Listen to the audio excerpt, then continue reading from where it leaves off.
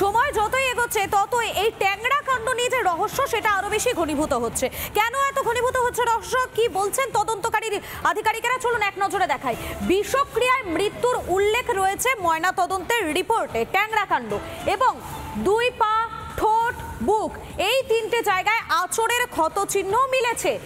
ময়না তদন্তে মিলেছে ঘষ্টানোর ক্ষত চিহ্ন, অর্থাৎ টেনে হিচড়ে নিয়ে যাওয়া হয়েছে এমনটাই মনে করা হচ্ছে। প্রতিরোধের চেষ্টা করেছিল নাবালিকা। ময়না তদন্তের রিপোর্টে যে সমস্ত তথ্যগুলো উঠে আসছে তার মধ্যে এটা অত্যন্ত গুরুত্বপূর্ণ।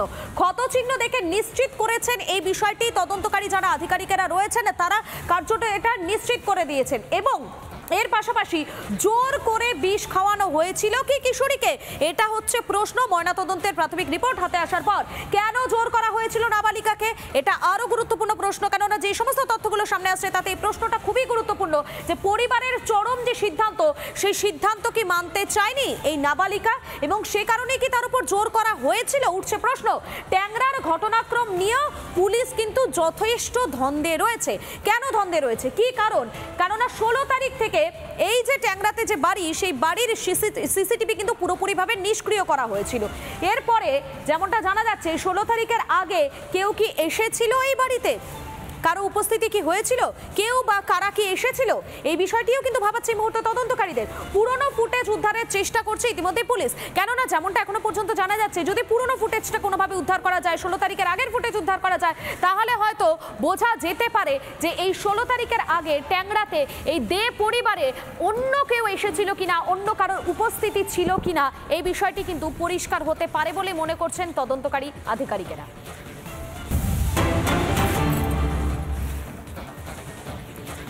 নজর রাখবো এই মুহূর্তে উত্তর 24 পরগনায় মিনাখার দিকে বাসন্তী হাইওয়েতে দুর্ঘটনার কবলে বরযাত্রীর বাস। মিনাখার জয়গ্রাম মোড়ের কাছে ভয়াবহ দুর্ঘটনা, বাইক আরোহীকে বাঁচাতে গিয়ে দুর্ঘটনা। নিউ টাউন থেকে একটি বাসটি সন্দেশখালী সরবেরিয়ার দিকে যাচ্ছিল।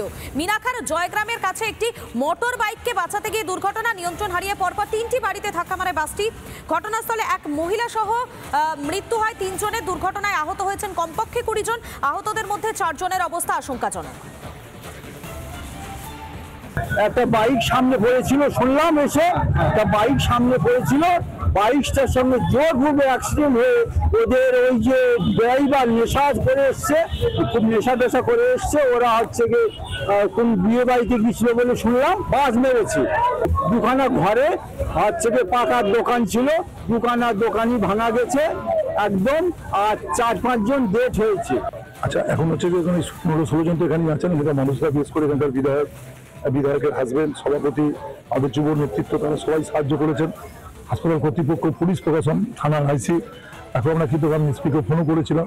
এখানে আছেন তাদের নিয়ে রেখে তাদের একজনেরও দেখবেন কথা বললাম।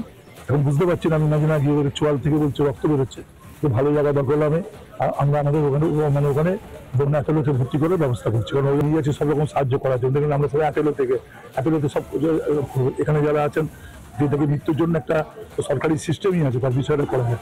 আর সত্ত্বেও যদি কোনো কিছু লাগে নিশ্চয়ই আমরা সেটা আমাদের পক্ষ থেকে সব রকম সহযোগিতা থাকবে, আমাদের পক্ষ থেকে সব রকমভাবে সহযোগিতা। 16-8 ভরা থেকে সরবেরিয়া আকন্দিপাড়ায় ওরা বৌহাটে গেছিল, ওখান থেকে খাওয়ার পথে জয়গ্রামে এসে মোড়ের কাছে এসে ওরা একটা বাইককে সামনে আর কি বাইককে বাঁচাতে গিয়ে আর কি এই দুর্ঘটনা ঘটেছে। যারা হসপিটালে গিয়েছেন তার মধ্যে 16 জন এখান থেকে এফআর হয়েছে, তাদের মধ্যে 3 জন খুব গুরুতর অবস্থায় রয়েছে, আর 4 জন তাদের এখান থেকে চিকিৎসা করে তাদের ছেড়ে দেওয়া। নানা ধরনের কন্টেন্ট দেখার জন্য লাইক করুন, শেয়ার করুন আমাদের ফেসবুক পেজ, সাবস্ক্রাইব করুন আমাদের ইউটিউব চ্যানেল।